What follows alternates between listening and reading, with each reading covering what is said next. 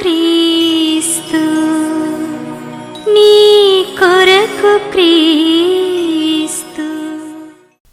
యేసు ప్రభు నామంలో దేవుని వాక్యం వినేదానికి వచ్చినటువంటి దేవుని పిల్లలందరికీ కూడా శుభములు. ఈ దినమున మనము కొరింథీయులకు రాసినటువంటి మొదటి పత్రిక 10వ అధ్యాయము 13వ వచనం చదువుకుంటాం. సాధారణంగా మనుషులకు కలుగు శోధన తప్ప మరి ఏదియూ మీకు సంభవింపలేదు. దేవుడు నమ్మదగినవాడు, మీరు సహింపగలిగినంత కంటే ఎక్కువగా ఆయన మిమ్మల్ని శోధింపబడనీయడు.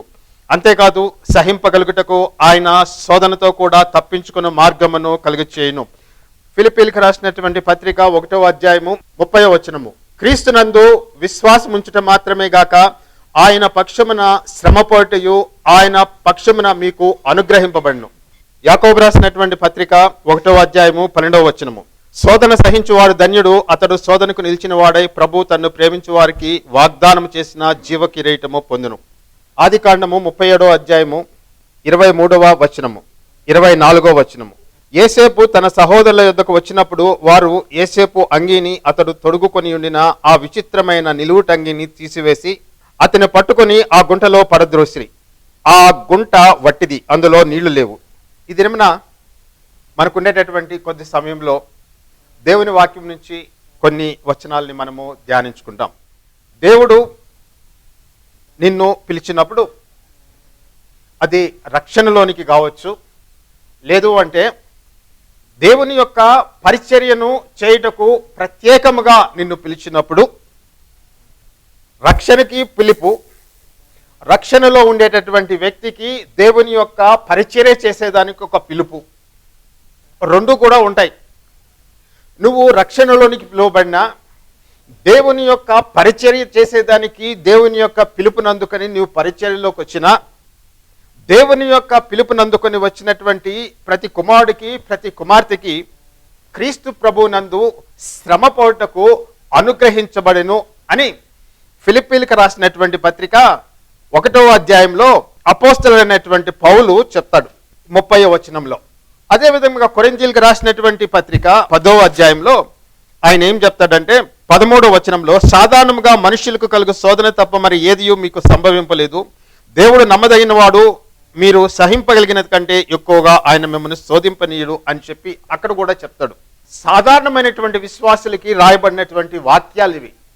ఫిలిప్పీలు ఆ సంఘంలో ఉండేటటువంటి వారు సామాన్యమైనటువంటి విశ్వాసులు, ప్రత్యేకంగా దేవుని యొక్క పరిచర్య చేసేదానికి వాళ్ళు ప్రత్యేకంగా పిలువబడినటువంటి వారు కాదు. దేవుని యొక్క సంఘంలో దేవుణ్ణి ఆరాధించేటటువంటి, దేవుని రక్షణ పొందుకున్నటువంటి, దేవుని చేత పిలువబడినటువంటి ప్రజలు, వారికి శ్రమ క్రీస్తు ప్రభువులో అనుగ్రహించబడింది అంటాడు. కొరింథీయులకు రాసినటువంటి పత్రికలో సామాన్యమైనటువంటి విశ్వాసులకి రాస్తూ శోధన కలుగుతుంది అంటాడు. ఆయన శోధన దాని యొక్క తీవ్రతను గురించి ప్రస్తావిస్తూ, మీరు సహింపగలిగిన దానికంటే ఎక్కువగా ఆయన మిమ్మల్ని శోధింపబడనీయుడు అని చెప్పి దేవుడు శోధనల్లో తన సార్వభౌమాధికారాన్ని ఏ విధంగా ప్రదర్శిస్తాడు అనేటటువంటి వాక్యాన్ని అక్కడ చెప్తాడు. ఇప్పుడు మనం మాట్లాడుకోబోయేటటువంటి విషయం ఏమిటి అంటే, దేవుని పిలుపు, నీ యొక్క శ్రమలు. నీ జీవితంలో నువ్వు రక్షణకి పిలువబడ్డావు, లోకం నుంచి నువ్వు వేరు చేయబడ్డావు.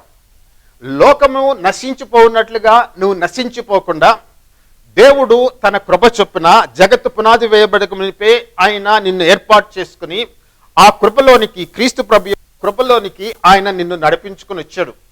నువ్వు ఆయనని ఎరుగక ముందు, నువ్వు ఆయన్ని రక్షకుడుగా స్వీకరించక ముందు కూడా దేవుడు నీ యొక్క జీవితంలో నీకు తెలియనప్పటికీ ఆయన నీ జీవితంలో ఆయన పని చేస్తూ ఉన్నాడు. ఆ పని, ఆ దేవుని యొక్క క్రియ ఏమిటి అంటే, నువ్వు రక్షణలోనికి రావాలి అనేటటువంటి ఉద్దేశంగా పెట్టుకొని ఆయన పని చేస్తూ వచ్చాడు. ఒకానొక దినాన నువ్వు యేసు ప్రభుని రక్షకుడుగా అంగీకరించావు, లోకం నుంచి నువ్వు వేరు చేయబడ్డావు, యేసు ప్రభు రక్తం చేత నువ్వు కడగబడ్డావు. ఇవన్నీ కూడా జరిగిపోయినాయి. నువ్వు రక్షణలోనికి రాకముందు కూడా దేవుడు నీ జీవితంలో పనిచేస్తూ ఉన్నాడు. పరిస్థితుల ద్వారా, అనేకమైనటువంటి పద్ధతుల ద్వారా ఆయన నీ హృదయాన్ని క్రీస్తు ప్రభువుకి తిప్పేటట్టు, మలిచేటట్టు ఆయన చేస్తూ ఉన్నాడు. అయిపోయింది. కాకపోతే ఇప్పుడు మనం మాట్లాడుకునేటటువంటి విషయం ఏమిటి అంటే, పిలువబడినటువంటి వారికి ఖచ్చితంగా శ్రమ అనేటటువంటిది వస్తుంది అనేటటువంటి విషయాన్ని గురించి. ఒక వ్యక్తి పిలువబడినప్పుడు జీవితంలో శ్రమలు సంభవించవచ్చు, కష్టము సంభవించవచ్చు, బాధ రావచ్చు, వేదన రావచ్చు, పరిస్థితులు ప్రతికూలంగా మారచ్చు, అనేకమైనటువంటి వ్యతిరేకమైనటువంటి పరిస్థితులు నీ జీవితంలో నువ్వు ఎదుర్కోవచ్చు. నువ్వు సామాన్యమైనటువంటి విశ్వాసవే, నువ్వు ప్రత్యేకంగా దేవుని యొక్క పిలుపులోనికి పిలువబడినటువంటి వాడు కాదు. అయినప్పటికీ నువ్వు సామాన్యమైనటువంటి విశ్వాసమైనా కూడా నువ్వు దేవుని యొక్క ఏర్పాటులో ఏదో ఒక దినమున లేదంటే కొన్ని దినాలు శ్రమని అనుభవించక తప్పదు. ఎందుకు శ్రమ? పరిచర్లో ఉండేటటువంటి వాళ్ళకి ఎందుకు శ్రమ? సామాన్యమైనటువంటి విశ్వాసులకి ఎందుకు శ్రమ? బాధ ఎందుకు? ఆ వేదన ఎందుకు? ఆ నొప్పి ఎందుకు? ఆ దుఃఖం ఎందుకు? ఆ కళ్ళ నీళ్ళు ఎందుకు? ఇవన్నీ కూడా నీ జీవితంలో ఎందుకు ప్రవేశిస్తాయి? అది చాలా పెద్ద ప్రశ్న. కానీ ఒక విషయాన్ని ఈ దినమున నేను మీకు గుర్తుకు చేస్తాను. నువ్వు దేవుని చేత పిలువబడితే ఒక విషయాన్ని గుర్తుపెట్టుకో. దేవుడు నేను రక్షణలోనికి పిలిచింది ఒక ప్రత్యేకమైనటువంటి ఉద్దేశాన్ని పెట్టుకొని, ఒక గమ్యాన్ని పెట్టుకొని, ఒక ఎయిమ్ పెట్టుకొని దేవుడు నిన్ను రక్షణలోనికి పిలిచాడు. ఆ రక్షణలో ఉండేటటువంటి, ఆ పిలుపులో ఉండేటటువంటి ఉద్దేశం ఏంటంటే, మొట్టమొదటిగా నీ ద్వారా యేసు ప్రభువు ఘనపరచబడాల, నీ ద్వారా యేసు ప్రభువు మహిమపరచబడాల, నీ సాక్ష్యం ద్వారా, నీ జీవితం ద్వారా ఆయన మహిమ తెచ్చుకోవాల. దేవుడు ఏది చేసినా కూడా ఆయన ఉద్దేశాల్లో, ఆయన తలంపుల్లో ప్రతి ఒక్కటి కూడా క్రీస్తు ప్రభు చుట్టూ తిరుగుతూ ఆ తన కుమారుడైనటువంటి క్రీస్తు ప్రభుని హెచ్చించేదానికి, గణపరిచేదానికి, మహిమపరిచేదానికి అన్నీ కూడా ఆయన వర్కౌట్ చేస్తూ ఉంటాడు. అన్నిటినీ ఆ విధంగా సమకూరుస్తూ ఉంటాడు. ప్రధానమైనటువంటి ఉద్దేశము నీ జీవితంలో నీ ద్వారా యేసు ప్రభు మహిమపరచబడాలా. అది నంబర్ 1. నంబర్ 2 ఏమిటి అంటే, నువ్వు యేసు ప్రభుతో పాటు నువ్వు కూడా మహిమపరచబడాలనేటటువంటిది దేవుని యొక్క ఉద్దేశం. దేవుడు రోమీయులకు రాసినటువంటి పత్రికలో ఆయన ఒక మాట, అద్భుతమైనటువంటి మాట ఆయన రాస్తాడు. ఆ వాక్యాన్ని నేను మీకు చదివి వినిపిస్తాను. రోమీయులకు రాసినటువంటి పత్రిక 8వ అధ్యాయము 28 నుంచి, దేవుని ప్రేమించు వారికి అనగా ఆయన సంకల్పము చొప్పున పిలువబడిన వారికి మేలు కలుగుటకై సమస్తమును సమకూడి జరుగుచున్నవని ఎరుగుదుము. ఎందుకనగా తన కుమారుడు అనేక సహోదరుల్లో జ్యేష్ఠుడగునట్లు దేవుడు ఎవరిని ముందు ఎరిగెనో వారు తన కుమారునితో సారూప్యము గలవారొకటకు వారిని ముందుగా నిర్ణయించెను. మరియు ఎవరిని ముందుగా నిర్ణయించినో వారిని పిలిచెను, ఎవరిని పిలిచెనో వారిని నీతిమంతులుగా తీర్చెను, ఎవరిని నీతిమంతులుగా తీర్చెనో వారిని మహిమపరచెను. అక్కడ చిట్ట చివరి పదము ఏమిటి? ఆ లాస్ట్ వర్డ్, ఆ లాస్ట్ ఫ్రేజ్ ఏంటి అంటే, God's purpose in calling you to salvation. ఏమిటి అంటే, God wants to glorify you. నిన్ను ఆయన మహిమపరచాలని చెప్పి ఆయన కోరుకుంటూ ఉన్నాడు. మహిమ అంటే మనము వెంటనే ఈ లోకంలో ఉండేటటువంటి అధికారంతో, డబ్బుతోటి, ప్రభావంతో, అనేకమైనటువంటి వస్తువులతోటి మనము మహిమపరచడం కాకపోవచ్చు. కానీ ఒక్క విషయం మాత్రము ఖచ్చితము, ఒక్క విషయం మాత్రము నిశ్చయము. అది ఏంటి అంటే, ఈ లోకంలో నువ్వు అనేకమైనటువంటి శ్రమలు అనుభవించవచ్చు, కానీ దేవుడు నిన్ను మహిమ కోసం ఈ లోకం నుంచి వేరుపరిచాడు. నువ్వు మహిమ పరచబడాలా. అది దేవుని యొక్క చిత్తం, అది దేవుని యొక్క ఉద్దేశం, అది దేవుని యొక్క సంకల్పం.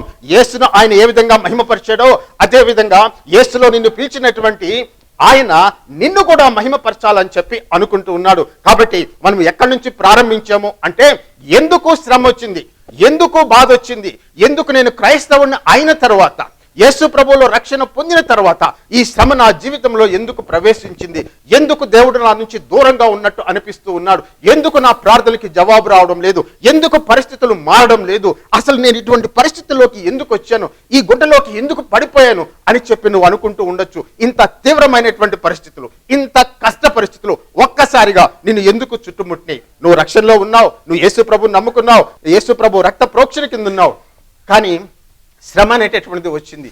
దాన్ని ఏ విధంగా అర్థం చేసుకోవాలని చెప్పి నువ్వు సతమతం అవుతూ ఉంటావు. వై దిస్ సఫరింగ్ అనేటటువంటిది నీ హృదయాన్ని బహుశా తొలుస్తూ ఉందేమో, నాకు తెలియదు. కానీ బైబిల్లో నుంచి కొన్ని విషయాలను నేను మీకు చూపిస్తాను. ఏర్పాటు చేయబడినటువంటి వారు, యేసు ప్రభులో పిలువబడినటువంటి వారు, యేసు ప్రభులో రక్షణ పొందినటువంటి వారు, యేసు ప్రభు యొక్క పరిచర్య కోసం పిలువబడినటువంటి వారు ఖచ్చితంగా, నిశ్చయంగా ఆయన ఏర్పాటు చేసినటువంటి, లేదంటే ఆయన అనుమతించినటువంటి శ్రమల గుండా ఒక తప్పదు. ఈ సందర్భంలో నేను ఒక చిన్న విషయాన్ని నేను మీకు జ్ఞాపకము చేస్తానండి. ఆ విషయము ఏమిటి అంటే, యేసేపుని దేవుడు పిలిచాడు. యేసేపు పట్ల దేవుడు ఒక సంకల్పం కలిగి ఉన్నాడు. యోసేపు పట్ల దేవుడు ఒక పర్టికులర్ ఉద్దేశాన్ని ఆయన కలిగి ఉన్నాడు.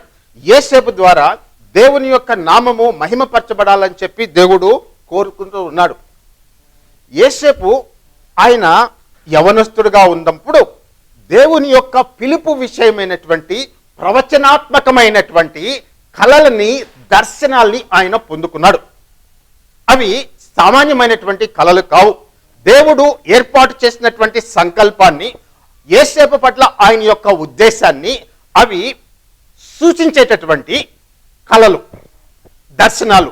ఆయనకి పూర్తిగా బహుశా అప్పుడు అర్థమై ఉండకపోవచ్చు, కానీ ఒకటి మాత్రం నిశ్చయము, ఆయన యొక్క సంకల్పము, దేవుని యొక్క సంకల్పము యోసేపు పట్ల బయలుపరచబడింది. ఒకసారి ఊహించండి, 16 సంవత్సరాల వయసు, 17 సంవత్సరాల వయసు, ఆ వయసులో ఆయన ఆ కళలను చూసి దేవుడు నన్ను అత్యంత గొప్పగా హెచ్చించబోతూ ఉన్నాడు, దేవుడు నన్ను పైకి లేవనెత్తబోతూ ఉన్నాడు, దేవుడు నన్ను ఆశీర్వదించబోతూ ఉన్నాడు అని ఆయన చాలా సంతోషపడి ఉండొచ్చు. ఆ కళలు తండ్రితో చెప్పుండొచ్చు, తర్వాత వచ్చి సహోదరులతో చెప్పుండొచ్చు. సహోదరులు అయితే ఈర్ష్యభావాన్ని, అసూయభావాన్ని ఆ కళలు కలిగి చేసినాయి. కానీ యోసేపు హృదయంలో మాత్రము దేవుని సంకల్పము పూర్తిగా బ్లూ ప్రింట్ అంతా, ఏ విధంగా దేవుడు గణపరుస్తాడు, ఏ విధంగా దేవుడు అతన్ని గ్లోరిఫై చేస్తాడు, మహిమపరుస్తాడు, ఆ బ్లూ ప్రింట్ అనేటటువంటిది దేవుడు అతనికి ఆ సమయంలో బయలుపరచలే, డీటెయిల్స్ ఏమీ చూపించలే. కానీ ఒకటి మాత్రము యోసేపు విషయంలో ఖచ్చితంగా, నిశ్చయంగా అతనికి ఒక నిశ్చయిత ఉంది.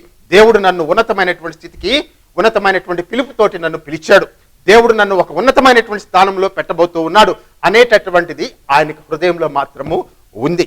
చూడండి, ఆ విధంగా అనుకునేటప్పుడు యోసేపు జీవితంలో ఆయన అనుకోనటువంటి ఒక కష్టమైనటువంటి పరిస్థితి, ఆయన అర్థము చేసుకోలేనటువంటి పరిస్థితి, వివరణ ఇవ్వలేనటువంటి పరిస్థితి ఒకటి వచ్చింది. ఏంటి అంటే, అన్నలు అసూయ చేత, ద్వేషం చేత యోసేపుని, చూడండి ఏమని చెప్పి రాయబడిందో, ఆదికాండము 37వ అధ్యాయము 19వ వచనము, ఇదిగో ఈ కలలు కనువాడు వచ్చుచున్నాడు, వీనిని చంపి ఇక్కడనున్న ఒక గుంటలో పారవేసి దుష్ట మృగము వీని తినివేసినని చెప్పుదము, అప్పుడు వీని కలలేమగనో చూతుము రండని ఒకరితో ఒకడు మాటలాడుకొండ్రి.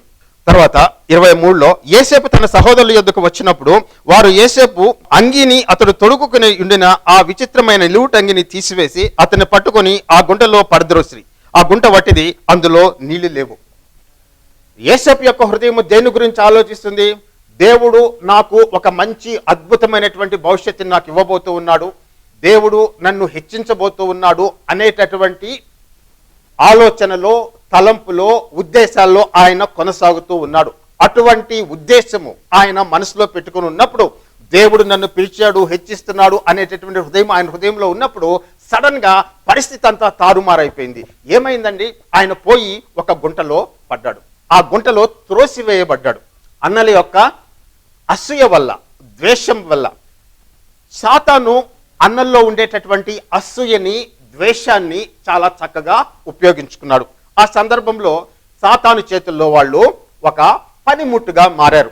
వాళ్ళ అసూయ, వాళ్ళ ద్వేషము సాతాను ఉపయోగించుకొని దేవుడు యోసేపు జీవితంలో ఏర్పాటు చేసినటువంటిది నెరవేర్చబడకుండా అడ్డుపడేదానికి ఆ అసూయని, ద్వేషాన్ని సాతాను ఉపయోగించుకోవాలనుకున్నాడు. కానీ దేవుడు అటువంటిది అనుమతించలా. ఇప్పుడు వాళ్ళు ఏం చేశారు? వాళ్ళ యొక్క ఉద్దేశం ఏంటి? అతన్ని తీసుకెళ్లి ఒక నీళ్ళు లేనటువంటి గుట్టలో పడేశారు. అతని మీద ఉండేటటువంటి విచిత్రమైనటువంటి పని కలిగినటువంటి ఆ నిలువుటంగిని తీసివేశారు. అప్పుడు వాళ్ళు ఏమన్నారంటే, ఇప్పుడు వీడి కలలు ఏమగునో చూద్దాం అని చెప్పి వాళ్ళు అన్నారు. చూడండి, దేవుడు ఉద్దేశించినటువంటిది ఏమిటి?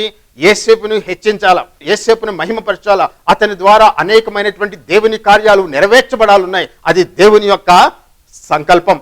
నీ పట్ల వాళ్ళ ఉద్దేశాలు ఏవైనా సరే అవి దేవుని చిత్తము నీ పట్ల ఉన్నప్పుడు అవన్నీ కూడా ఒకానొక దినాన తొలగిపోతాయి. యోసేపు గుంటలో పడ్డాడండి. ఆ గుంటలో పడి ఇష్మాయిలీలకి ఆయన అమ్మివేయబడినప్పుడు ఒక్కసారి మీరు ఊహించండి, ఒక్కసారి మీరు తలపోయండి. యోసేపు హృదయము, నాకెందుకు ఈ విధంగా జరుగుతుంది? నేను దేవుని చేత పిలువబడినటువంటి వాడిని కదా, దేవుని యొక్క సంకల్పము నా జీవితంలో ఉంది కదా, దేవుడు నాకు దర్శనాలు ఇచ్చాడు కదా, ఇవన్నీ దేవుడి దగ్గర నుంచి నేను పొందుకున్నాను కదా, ఆ దిశగా పోవలసినటువంటి నేను ఎందుకు అకస్మాత్తుగా ఈ గుంటలో పడిపోయాను? నేను ఎందుకు ఇష్మాయిలీయుల చేతుల్లో ఒక దాసుడుగా అమ్మబడ్డాను? ఏమన్నా వివరణ లభించిందా యోసేపుకి? Why this suffering, why this pit in my life, why I was thrown into this pit అని చెప్పి యోసేపు ఎంతగా ప్రయత్నించినా, ఎంతగా ఆలోచించినా దేవుడి యొక్క సంకల్పము, దేవుడి యొక్క ప్రణాళిక, దేవుడి యొక్క ఆలోచన యోసేపుకి అంతుపట్టి ఉండేటటువంటిది కాదు. నువ్వు పిలబడితే, రక్షణలోకి వచ్చిన తర్వాత, నువ్వు సేవలోకి వచ్చిన తర్వాత, సేవలోకి నువ్వు పిలువబడిన తర్వాత నీ జీవితంలో యోసేపు జీవితంలో జరిగినటువంటి రీతిగా అనుకోనటువంటి సమస్య, నువ్వు ఊహించినటువంటి పరిస్థితి, వ్యతిరేకమైనటువంటి పరిస్థితి, కష్టమైనటువంటి పరిస్థితి నీ జీవితంలో ఎదురు కావచ్చు. యోసేపు పిలువబడ్డాడా? అవును. శ్రమ వచ్చిందా? వచ్చింది. గుంటలో పడ్డాడా? త్రోసివేయబడ్డాడా? త్రోసివేయబడ్డాడు. ఇష్మాయిలీలకి దాసుడిగా అమ్మబడ్డాడా? అమ్మబడ్డాడు. మన అండర్స్టాండింగ్ ఏ విధంగా ఉంటుంది? దేవుని చేత పిలువబడితే, దేవునిలోకి వచ్చి ఉంటే, దేవుడు మనకు తోడుగా ఉంటే, దేవుని యొక్క ఆశీర్వాదం మనకు తోడుగా ఉంటే, శ్రమ అనేటటువంటిది, కష్టం అనేటటువంటిది, బాధ అనేటటువంటిది, వేదన అనేటటువంటిది మన దగ్గరికి రాకూడదు అనేటటువంటి అండర్స్టాండింగ్ మనము కలిగి ఉంటాం.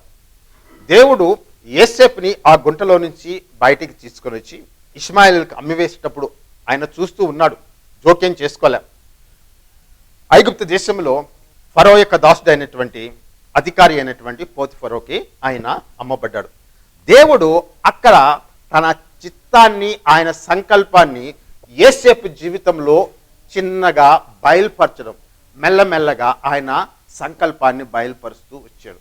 ఆ ఐగుప్తు అధికారి ఇంట్లో యోసేపు ప్రాస్పర్ అయ్యాడు, అభివృద్ధి చెందాడు.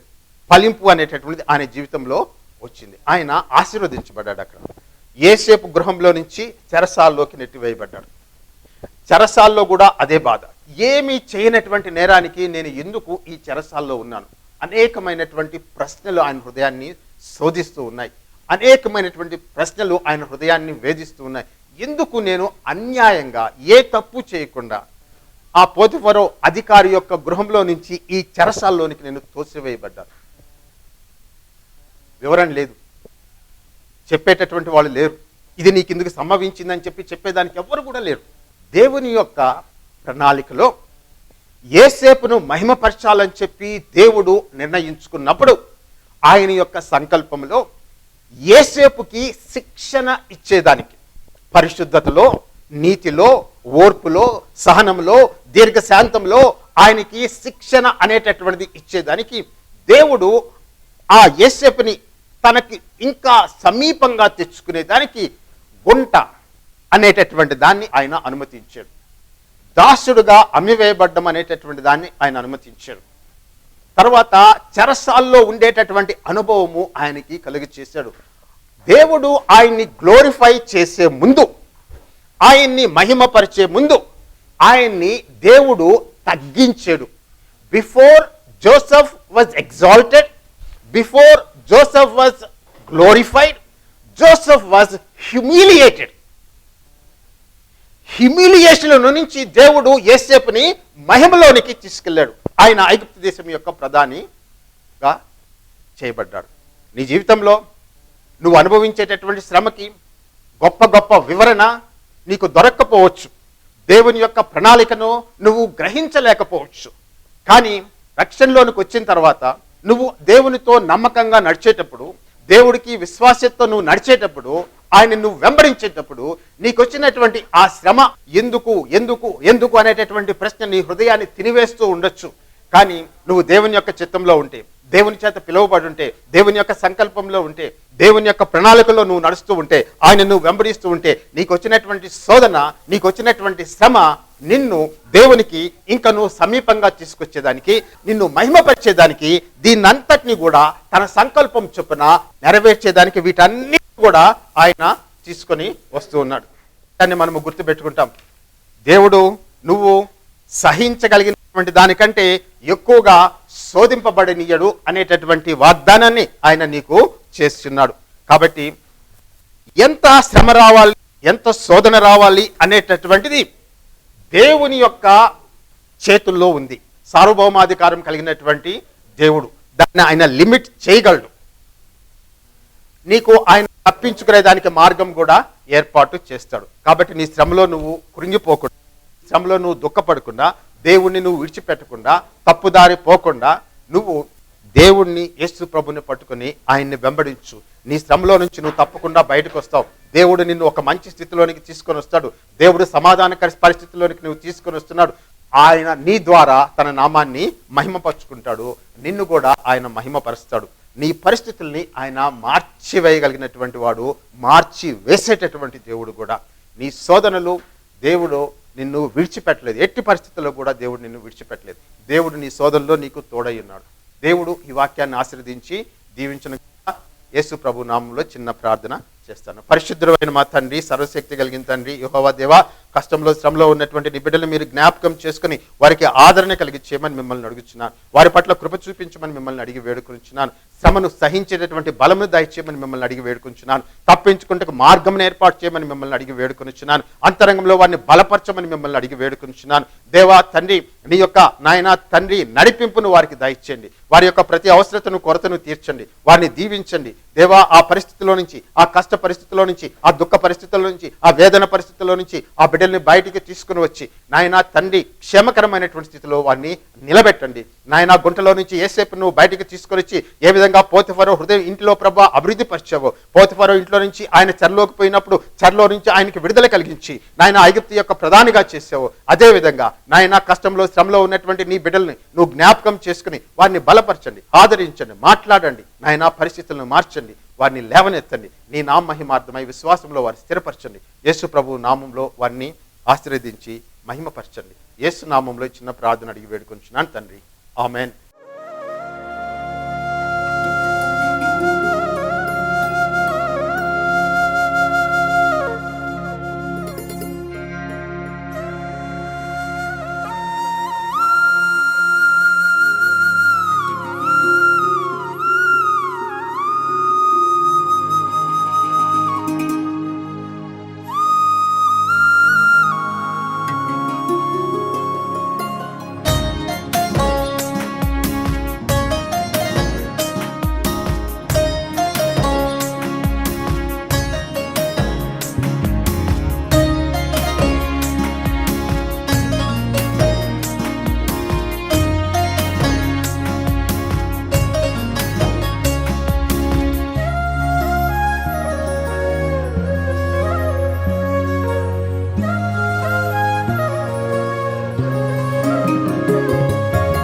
ఆకాశములు ఎన్నైనా పట్టలేని ప్రేమాది, సముద్రములు ఎన్నైనా నింపలేని ప్రేమాది. ఆకాశములు ఎన్నైనా పట్టలేని ప్రేమాది, సముద్రములు ఎన్నైనా నింపలేని ప్రేమాది. యేసయ్యా యేసయ్యా నీ ప్రేమే చాలయ్యా, యేసయ్యా యేసయ్యా నీ ప్రేమే చాలయ్యా. ఆకాశములు ఎన్నైనా పట్టలేని ప్రేమాది, సముద్రములో ఎన్నైనా నింపలేని ప్రేమాది.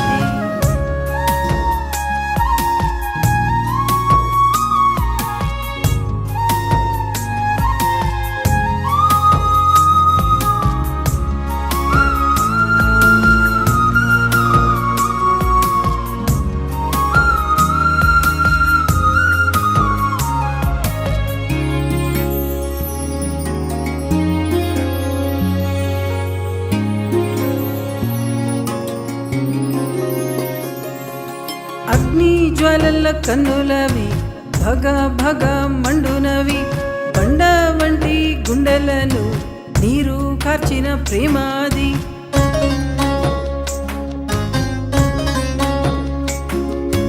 అగ్ని జ్వాలల కన్నులవి భగ భగ మండునవి, బండ వంటి గుండెలను నీరు కార్చిన ప్రేమాది. ఆరని మారని ప్రేమాది, నన్నే మార్చిన ప్రేమాది. ఆరని మారని ప్రేమాది, నన్నే మార్చిన ప్రేమాది.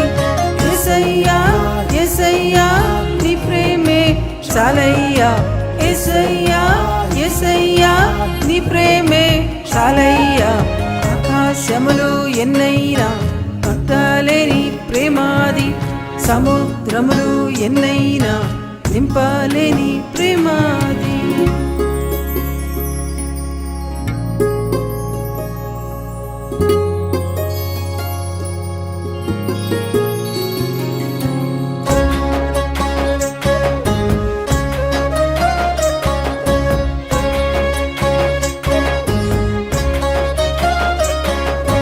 రక్తధరల చేతులవి సాచేయున్న బహు అది తప్పులను ఎంచదది వేచి వెంటాడు ప్రేమాది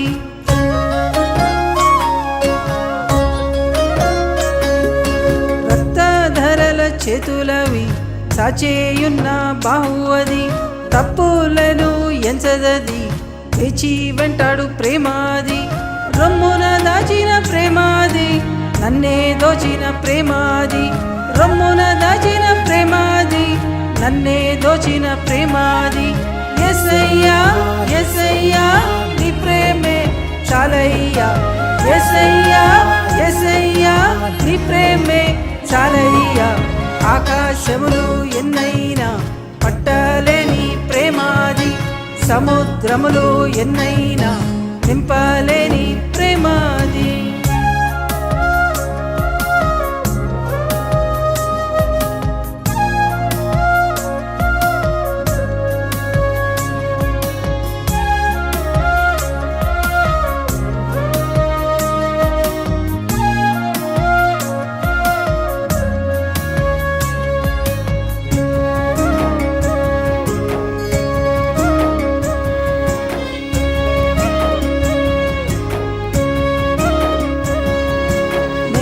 దిగిన పాదాలవి రక్త సిక్త మార్గమది గుంట నుండి పైకెత్తి నన్ను చేర్చి కూర్చిన ప్రేమాది